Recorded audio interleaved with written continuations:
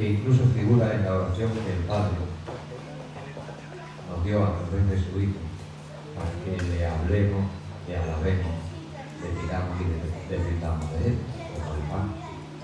Pero también hay otra cosa por ahí que es muy parecida, Sin embargo, los resultados que da son muy diferentes, y muy diferentes, como son los diferentes. El miércoles, yo no sé tú, pero yo tuve un día de celebración. El miércoles yo tuve un día de celebración. Y la mayoría de la gente de Gandía, pues también estuvo de celebración el miércoles. Y yo, como soy bastante despistado, pues solo me fijé en mi motivo de celebración. Y yo pensaba que yo era el único que andaba por una calle con un motivo de celebración. Pero empecé a ver a gente, sobre todo muchachos y niños, de una forma muy rara, muy peculiar, con muy mal gusto, que estaban celebrando algo. Y yo me dije, ¿y esta gente qué celebra? ¿Qué celebra esta gente? Bueno, yo estaba celebrando. Yo no sé si tú lo celebras, porque precisamente por eso estamos tocando estos temas, para que el mundo no nos entienda. ¿Sabes qué pasa con la Navidad? Con la Navidad pasa que es una fiesta cristiana que han tomado los mundanos y la han hecho suya. Y lo que en realidad es el celebrar el hecho de que Dios se hizo carne para salvarnos a cada uno de nosotros, y ese es el hecho que hay que celebrar. El hombre lo convierte en una fiesta para supuestamente disfrutar, para emborracharse, para reunir con la familia y para otras cosas. Y el 31 de octubre ocurre eso. El 31 de octubre le preguntas a cualquiera y te dirá, sí, el día de Halloween, el día de la fruta. Si le preguntas al hermano Chele, te dirá el día de la razón, el día de la liberación. ¿Por qué? Porque el 31 de octubre empezó celebrándose como el día de la reforma, el día de la liberación, y el maligno, que todo lo copia, y el mundo comercial que a todo se apunta, ha cambiado el día, volviéndolo por eso. No de la noche al día, sino de la luz a la luz. Era un día de celebración y se ha convertido para mucha gente en un día de patricia. 31 de octubre.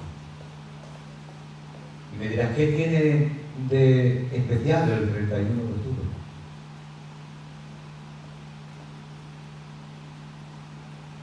A principios del siglo XVI hubo un hombre que estaba obsesionado con encontrar la respuesta a la gran pregunta en esta vida. Un tiempo después os he contado que hubo otro hombre que también estuvo obsesionado por esa respuesta. El último era cardenal de la Iglesia, era teólogo y era profesor de seminario. Nunca la encontró. Él se preguntaba, alma, ¿qué será de ti? Pues a principios del siglo XVI, 1500 y pico, un hombre estaba en la Torre Negra del convento de los agustinos de Wittenberg, Alemania. Y ese hombre quería salvarse. Ese hombre quería encontrar la respuesta a la misma pregunta que se hacía a Mazarino. Alma, ¿qué será de ti? En el fondo es la misma búsqueda de todos los hombres hasta que encuentran a Cristo, que es el camino, la verdad y la vida. ¿Qué será de ti? Aquel hombre se llamaba Martín Lutero. Y aquel hombre encontró en el Evangelio de Romanos, en el capítulo 1, en el versículo 17, la respuesta.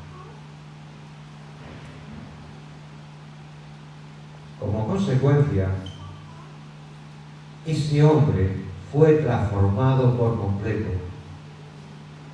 Nació de nuevo, comprendió la Escritura, cambió el sentido de su vida, porque esa es la conversión, que yo voy hacia allá, alejándome de Dios continuamente, y tengo un giro de 180 grados y me vuelvo hacia Dios. Y empezó a vivir para Dios. Y el 31 de octubre de 1517, ese hombre colgó en la puerta de la iglesia de un castillo, allí también en Windsor, un manifiesto, una enseñanza del verdadero evangelio de gracia en Cristo Jesús. Aquel hombre tuvo que luchar, tuvo que batallar, tuvo que pelear. De hecho, una noche en la que su vida estaba, vamos, en el ojo del huracán, y él preveía que podía acabar en la hoguera, agarrándose a Dios y agarrándose a Dios y agarrándose a Dios. Él escribió un salmo, un himno: castillo fuerte es nuestro Dios, defensa y buen refugio. Pues bien, desde entonces acá el mundo cambió.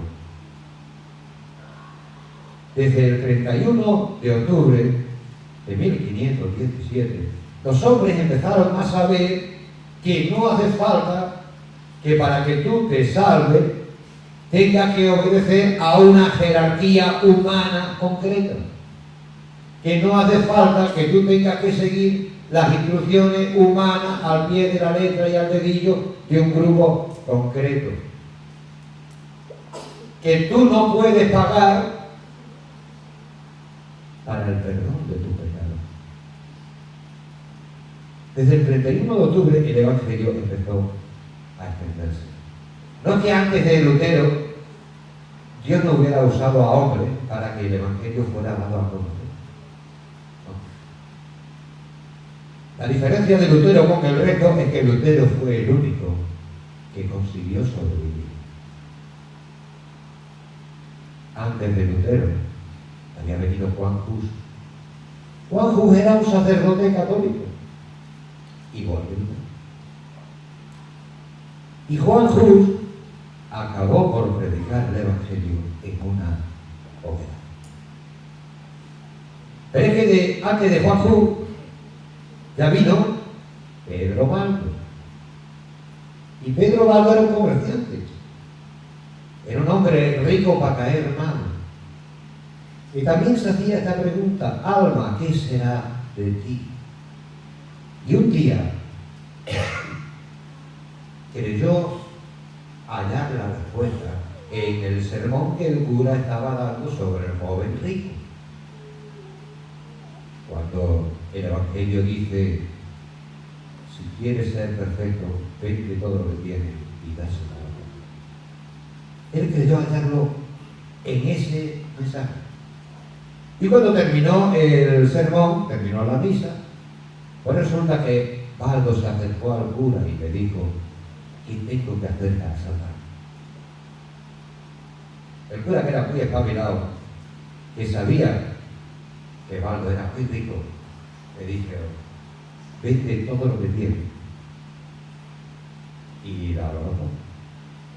Pero claro, la iglesia entonces se llevaba una buena parte de ese todo lo que tiene. De manera que si Baldo vendía, el cura se beneficiaba. Era juez y parte. No era un consejo completamente sincero, era un consejo interesante. Pero para sorpresa suya,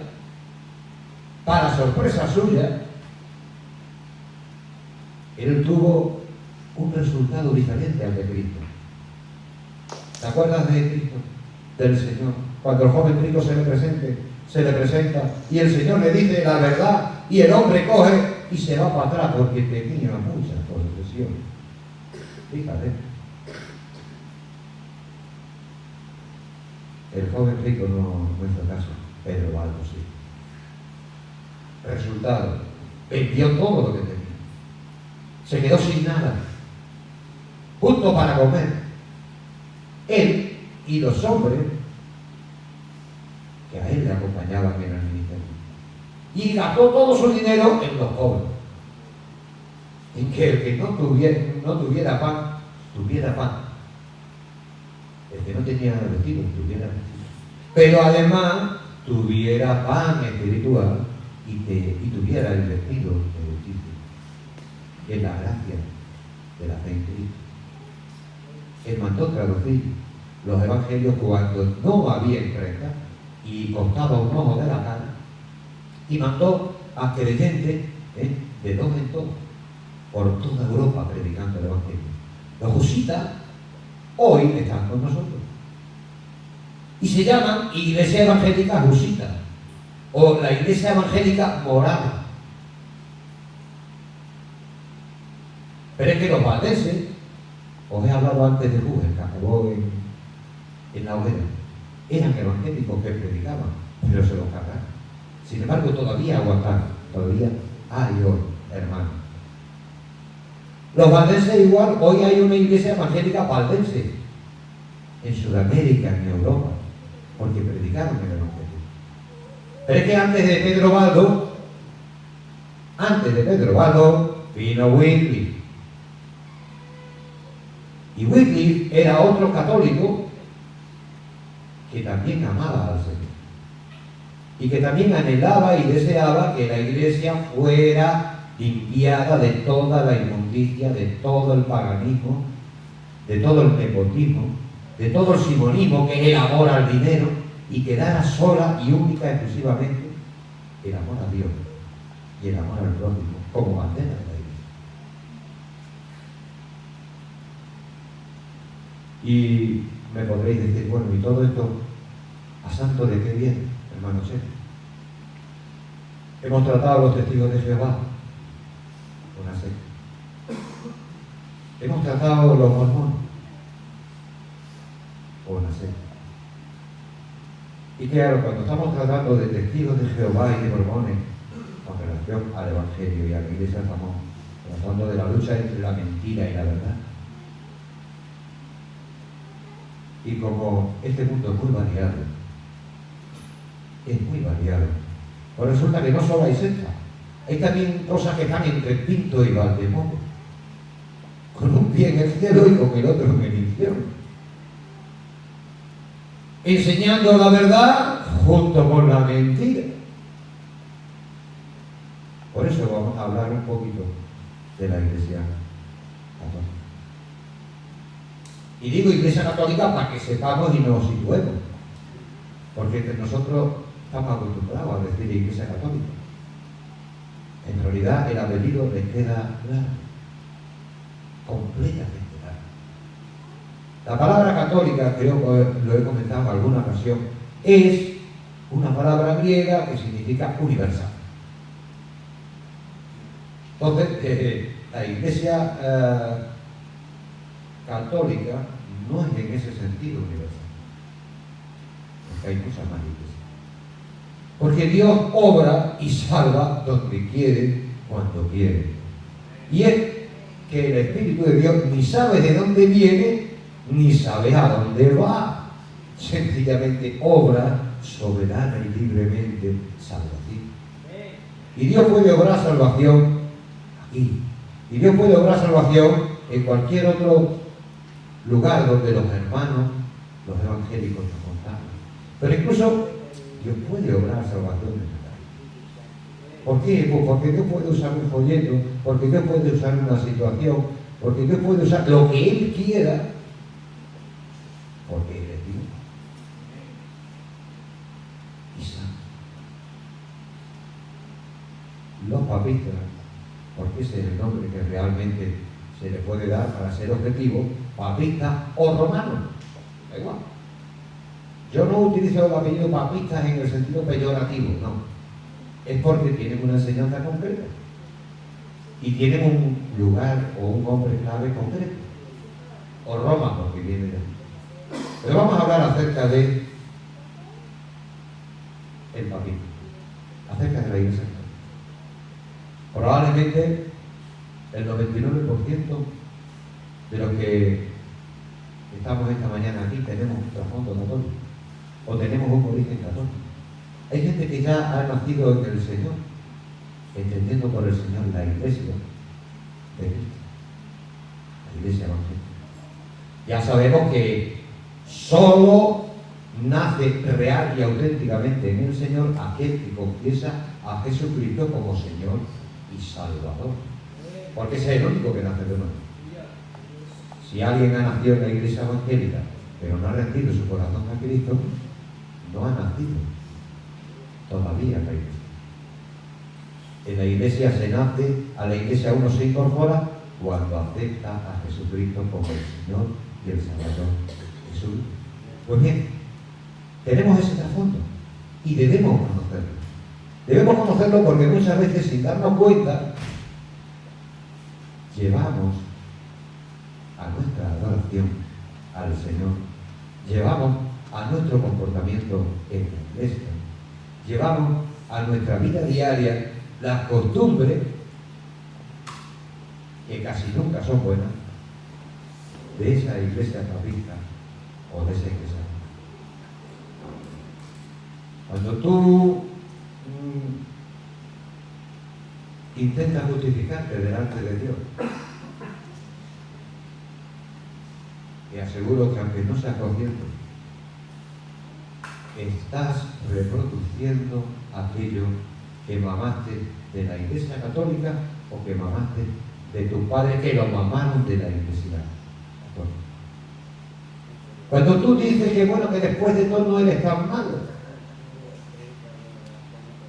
estás reproduciendo esos hábitos de conducta de la iglesia católica. Porque delante de Dios solo hay santidad o pecado. Dios no sabe de grandes pecadores, de medianos pecadores y de pequeños pecadores. Dios solo sabe de pecadores y de santos. La iglesia católica sabe de pecado mortal y sabe de pecado venial. Pero esa diferencia solo la hace Dios. Delante de Dios tan mortal es el mortal como el venial. Por eso es bueno que sepamos de dónde venimos la mayoría.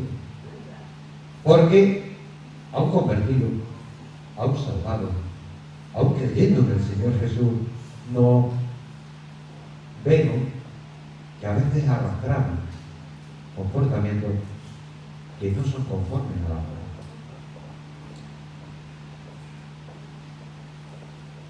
Todo comenzó, si hablamos de la Iglesia Católica, o si hablamos de la Iglesia Ortodoxa,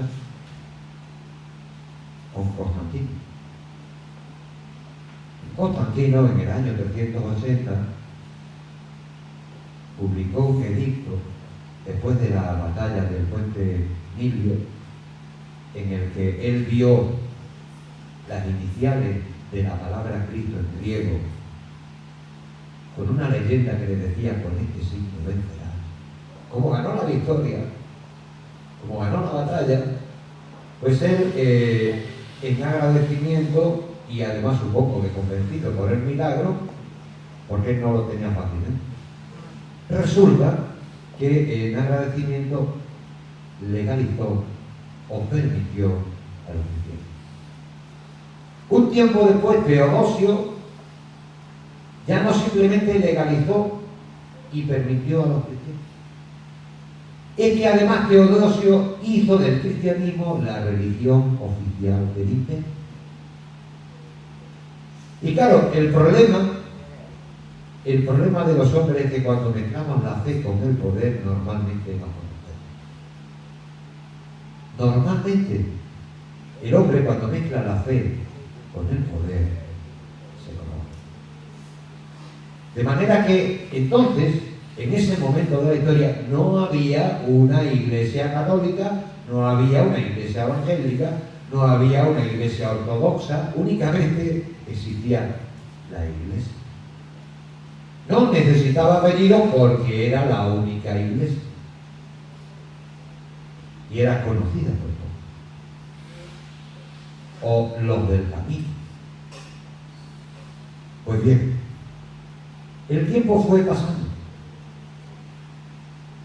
Y la iglesia La Iglesia tuvo que ir luchando a lo largo de la historia contra la mentira y contra la secta. A veces pensamos, bueno, es que la secta es un problema de hoy.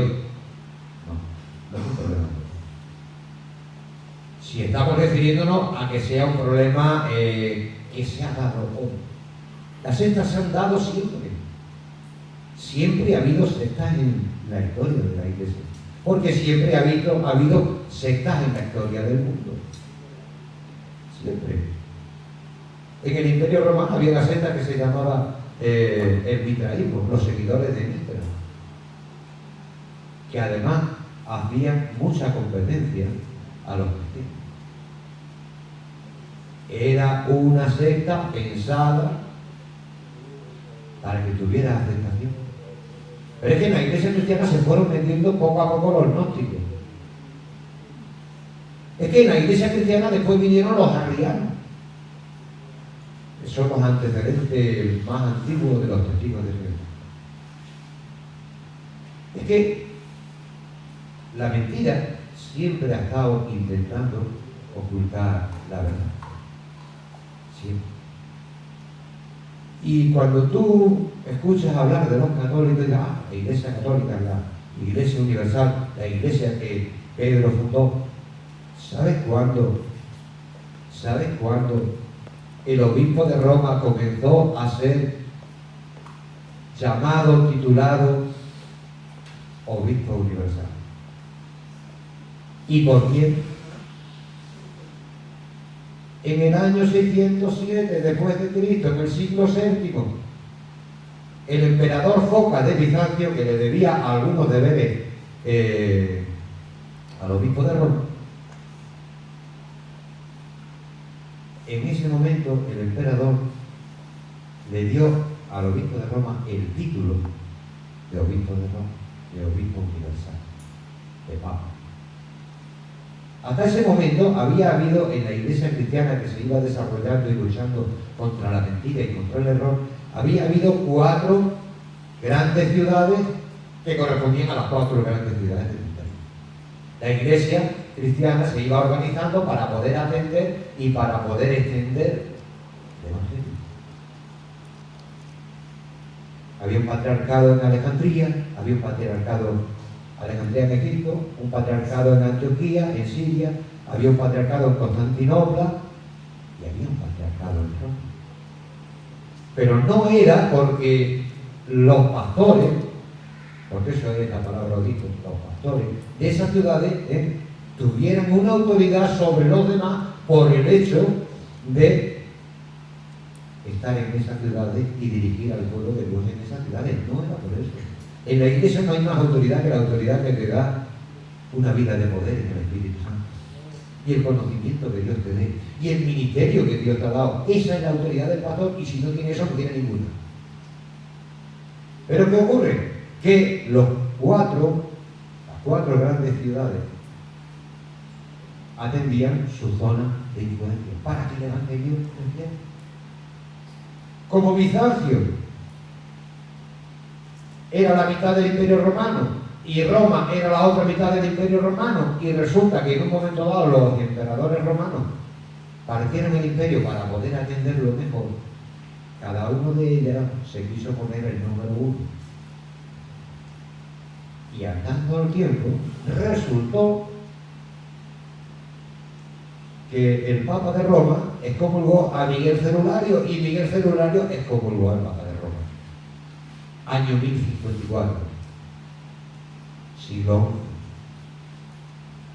XI. En el siglo VII, cuando primero a un papa le llamaron papa, a un obispo de Roma dieron el titulito que se lo dio un político, no alguien que estuviera convertido y entendiera la teología y tuviera unción y tuviera poder, no alguien que tuviera conocimiento de las cosas de Dios. Se lo dio Foca, el emperador romano, en el siglo VI. Pero es que en el siglo XI, cuando de verdad surge la Iglesia Católica. Y surge la Iglesia Católica porque de la única iglesia que hay en ese momento, resulta que hay un tajo y hay 2 grupos que salen cada uno por su lado. Miguel Cerulario era el patriarca de Constantinopla. Y no recuerdo ahora, lo podría mirar por aquí. León IX era el obispo. ¿Por qué vino la diferencia? La diferencia vino, por ejemplo, porque unos acusaban a los otros de si las barbas de los curas estaban bien o no estaban bien. La diferencia vino porque unos acusaban a los otros de si el cura podía casarse o no podía casarse. De si se estaban usando pan sin levadura o se usaba pan con levadura. Y una diferencia que sí que fue importante, fue el filión. La Iglesia ortodoxa, la Iglesia católica, la Iglesia evangélica, todos creemos que el Padre, el Hijo y el Espíritu Santo son el único y eterno Dios. Pero no todo el mundo piensa lo mismo acerca del Espíritu Santo. Estoy hablando de la Iglesia. Porque hay quienes piensan que el Espíritu Santo solo procede del Padre. Y hay quienes creen que el Espíritu Santo procede del Padre y del Hijo. Los occidentales creemos eso. La Iglesia evangélica cree eso. Porque por eso al Espíritu de Dios se le llama el Espíritu de Cristo. Se llama al Espíritu de Dios Espíritu de Cristo porque procede de Cristo. Además, Él promete que lo va a enviar. Y si lo va a enviar es porque el Espíritu viene de quien viene de Él. Pues bien, estas eran las cositas que diferenciaban a ortodoxos de católicos en aquel momento. Si un católico te dice, es que mi iglesia la fundó Cristo, dile que está muy equivocado, a no ser que esté nacido de nuevo. Si ha nacido de nuevo, si ha confesado a Jesús como su Señor y como su Salvador, entonces esa persona es injertada en la iglesia de Cristo. Y sí, efectivamente, él pertenece a la iglesia que fundó Cristo. Pero si es un católico nominal que únicamente te está hablando de la iglesia institucional, de la organización humana, dile que naranjas de la chica. Que la iglesia católica surgió como tal en el siglo XI, cuando el Papa de Roma excomulgó al Papa de Bizancio y el de Bizancio excomulgó al Papa de Roma. La Iglesia Católica además tiene una larga historia. Y esa larga historia es fruto, lo que decíamos antes, de la mezcla de la fe y el poder. La fe y el poder pocas veces dan buenos frutos. Ya dijo Pablo que la raíz de todos los males es el amor. Y hay pocos representantes más claros del poder que el Dios. Entonces sería bueno que tuviéramos un poquito de información acerca de la historia de la Iglesia.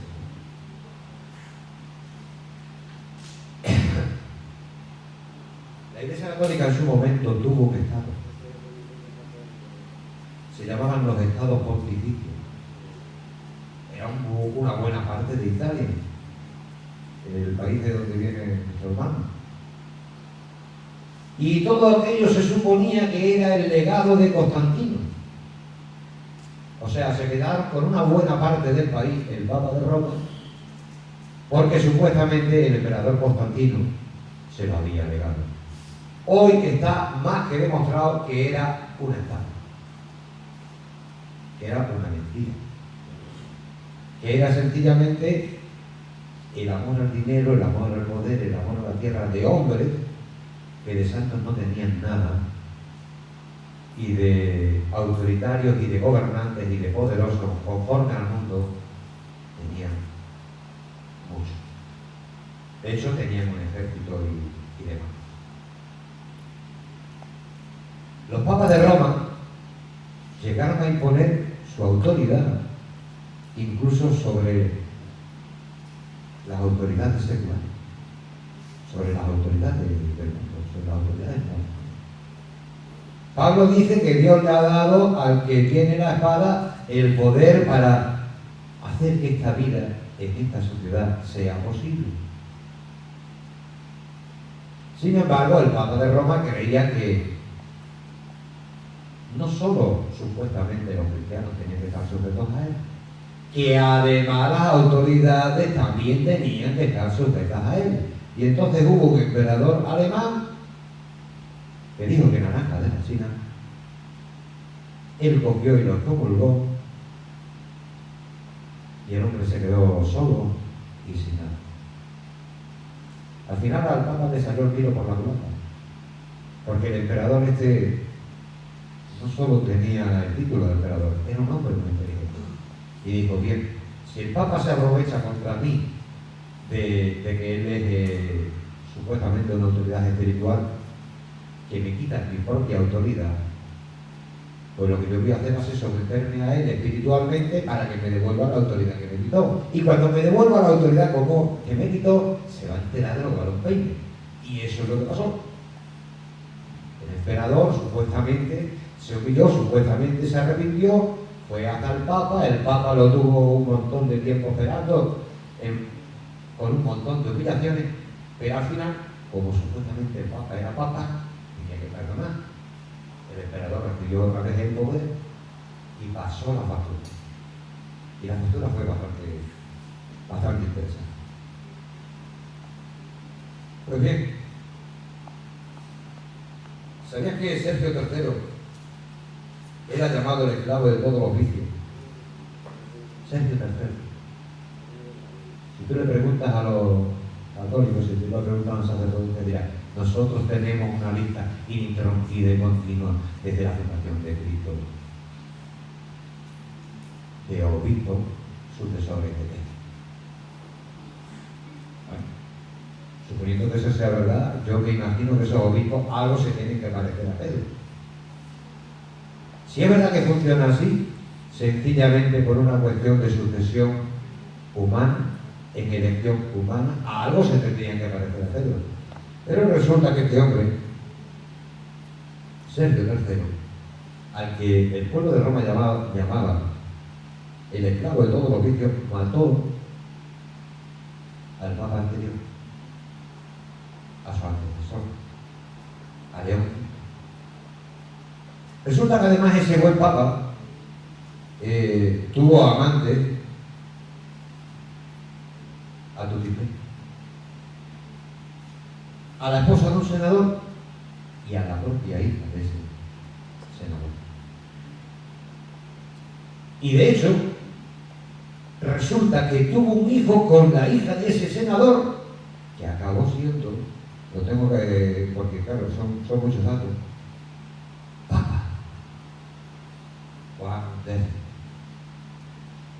Juan X era hijo de un papa que se había estado acostando con su madre y con su abuela, y que además había matado a otro para llegar al poder. Esta es la supuesta autoridad apostólica de los hijos. ¿Sabían que Juan XII era llamado el fornicario? El fornicario, que fue acusado de tener relaciones con dos hermanos. Y que, bueno, podrías preguntarle a un cura o a un profesor de historia eclesiástica, oye, ¿cómo murió Juan XII? Juan XII, para no faltar. ¿Cómo murió? ¿Sabes cómo murió? Lo mató un marido ofendido, que le pilló donde te pueden imaginar con quien te puede morir. Esa es la autoridad apostólica. Estos son datos históricos. Y hay muchos más y bastante peor. Bastante peor. ¿Sabías que Bonifacio VIII practicó la simonía? Bueno, la simonía es el amor al dinero. Todo empezó por la simonía. ese instalache tan precioso que tienen allí en Roma, la Basílica del Vaticano, comenzó por la simonia. El Papa de entonces, pues amante del dinero, amante del placer, amante del lujo, dijo que él no solo tenía que mandar en ese momento en la iglesia, sino que además tenía que dejar huellas. ¿Y cómo dejan las huellas los gobernantes? ¿Cómo dejan huellas en la historia los gobernantes de este mundo? A base del erario público, o a base del erario de los cristianos. Y por ahí empezó. Pero bueno, Bonifacio VIII es el que comenzó la venta de los dones espirituales. ¿Tú quieres ser obispo?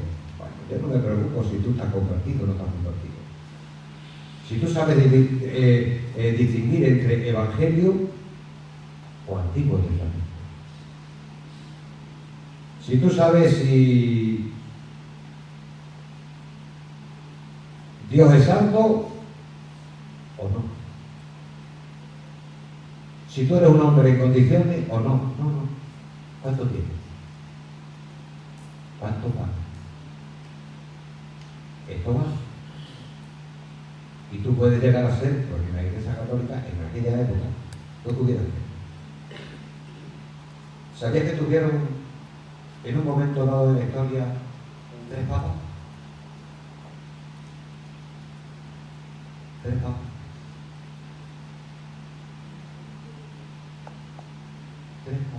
No 1, ni 2, ni 3. Pero había uno. Como este uno estaba dando problemas, decidieron elegir a otro. Pero es que el primero no quiso retirarse de la carrera. Y cuando ya vieron que no había manera de arreglar el problema, dijeron, bueno, vale, a estos dos los destituimos y elegimos a otro. Pero al final se juntaron 3. Uno de ellos en película. Si subís para arriba para Barcelona, al final os encontraréis con el castillo del Papa Luna. Si realmente el Papa es el vicario de Cristo, ¿cuál de ellos es? Y si ha habido una sucesión supuesta, a partir de aquel momento, ¿están ellos completamente seguros que esa sucesión supuesta ha sido correcta? ¿O eligieron al que no era y desecharon al que sí era? Mientras tanto, mientras estos sinvergüenzas se daban esa vida padre, en este concilio, donde hubo 3 papas, 3, también había un hombre de Dios. Se llamaba Juan Cruz. Y acabaron quemándolo vivo simplemente por predicar el Evangelio. Simplemente por predicar. Hay una lucha entre la luz y la tiniebla, entre la verdad y la mentira. Y a veces esa lucha no solo se da en el mundo, también se da incluso dentro de la propia Iglesia. Porque el enemigo históricamente se ha infiltrado demasiadas veces en la propia Iglesia. Siempre ha habido eso. Siempre el diablo ha ofrecido otra opción para la selección, que no es la de Dios. El próximo día, si Dios quiere, terminaremos con los católicos y hablaremos un poquito de las diferencias. ¿Qué creen? ¿Qué enseñan? ¿Por qué es complicado que tú te puedas salvar escuchándole o formando parte? Porque ese es el problema. A mí no me preocupa que haya una iglesia que se llame católica, que se llame ortodoxa, que se llame tal. A mí, a ti, al pastor, a cualquiera que tenga un corazón que se duela por los demás, lo que le interesa es la salvación de la alma.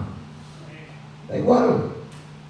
Si esto no se trata de competencia, no es una lucha por la competencia, es una lucha por la paz.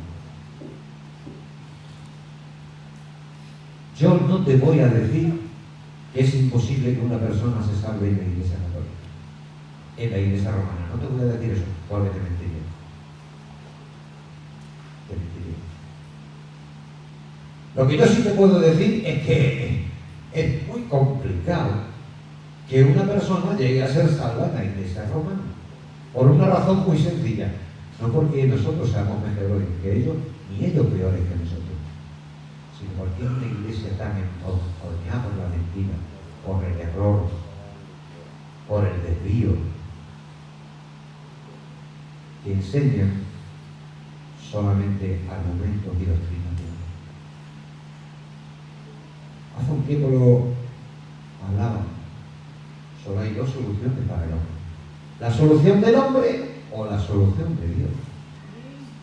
Lo que el hombre piensa que tiene que hacer o lo que realmente Dios ha hecho. ¿Y qué enseña Roma? Roma enseña que te tienes que salvar por ti mismo. Al fin y al cabo es eso. Ellos reconocen que necesitan la gracia, pero enseñan que tú te tienes que salvar por ti mismo, que tú tienes que hacer buenas obras, que tú nunca vas a poder tener certeza, ni seguridad, ni paz de salvación, porque a no ser que mueras en gracia de Dios, lo vas a tener bastante. Roma no tiene la solución para la salvación del mundo. Aquel monje que se encerró en la Torre Negra buscaba la salvación y la encontró en el Evangelio. Y en el Evangelio la Escritura dice en Romanos 1:17: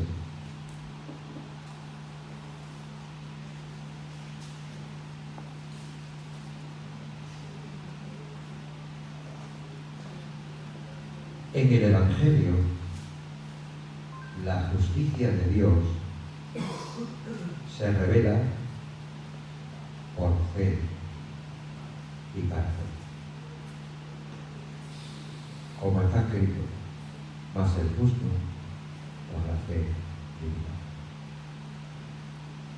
Las iglesias de los hombres te dirán que tienes que esforzar.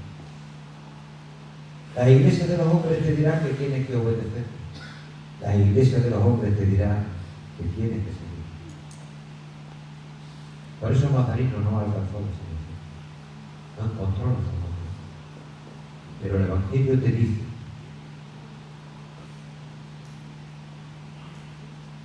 que el justo por la fe vivirá.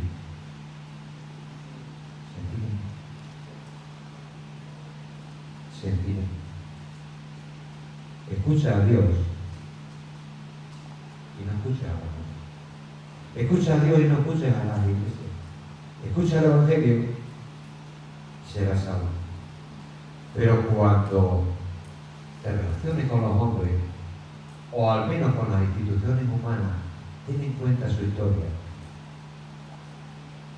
Porque el Señor dijo: por su fruto los conoceréis. El próximo día seguiremos aprendiendo un poco más sobre el bautismo.